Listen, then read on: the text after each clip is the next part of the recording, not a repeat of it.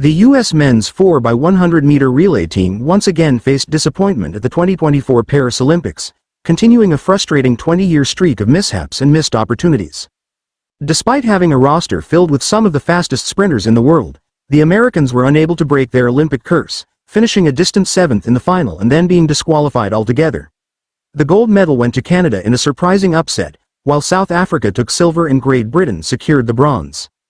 The U.S. team, composed of Christian Coleman, Bednarek, Kyree King, and Fred Kerley, saw their hopes dashed by a botched baton exchange that has become an all-too-familiar story for American relay teams.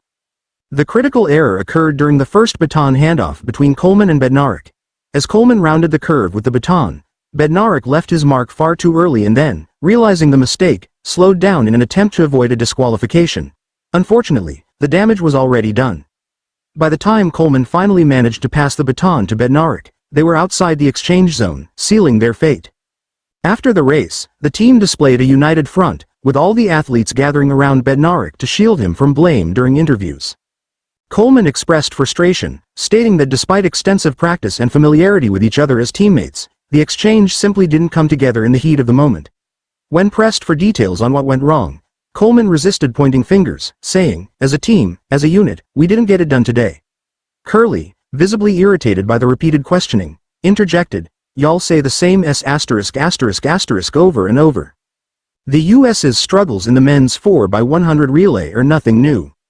In 2008, the team was on track to reach the final before a bungled handoff between Darvi's Patton and Tyson Gay sent the baton tumbling to the track.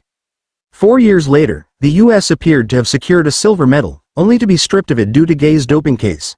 The 2016 Olympics saw the U.S. team disqualified yet again after a botched baton exchange between Mike Rogers and Justin Gatlin.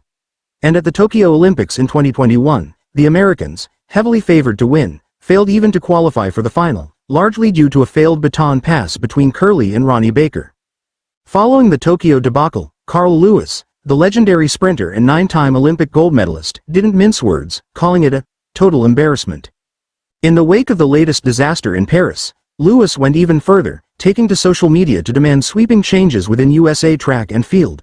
USATF. It is time to blow up the system, Lewis wrote on X, formerly Twitter. This continues to be completely unacceptable. It is clear that everyone at USA track and field is more concerned with relationships than winning. No athlete should step on the track and run another relay until this program is changed from top to bottom. The failure was particularly disappointing given the talent on the U.S. team. Despite the absence of Noah Lyles, who had hoped to cap off a remarkable Olympics with a third gold medal in the relay, the U.S. still boasted 3 of the top 11 fastest 100-meter sprinters in the world this year. Lyles, who would have likely run the third leg due to his expertise on the curve, had to withdraw from the event after testing positive for COVID-19 just days after winning the closest 100-meter final in Olympic history. Lyles also secured a bronze medal in the 200 meters before announcing on Instagram that his Olympics were over. "It is not the Olympics I dreamed of," Lyles wrote, "but it has left me with so much joy, in my heart. I hope everyone enjoyed the show." Without Lyles, the U.S. team faced an uphill battle, but the ending was all too familiar, a disappointing and frustrating conclusion to what could have been a triumphant moment for American sprinting. The continued failures of the U.S. men's 4x100-meter relay team have sparked widespread calls for change, but whether those changes will come remains to be seen. For now, the U.S. must grapple with yet another missed opportunity on the world's biggest stage.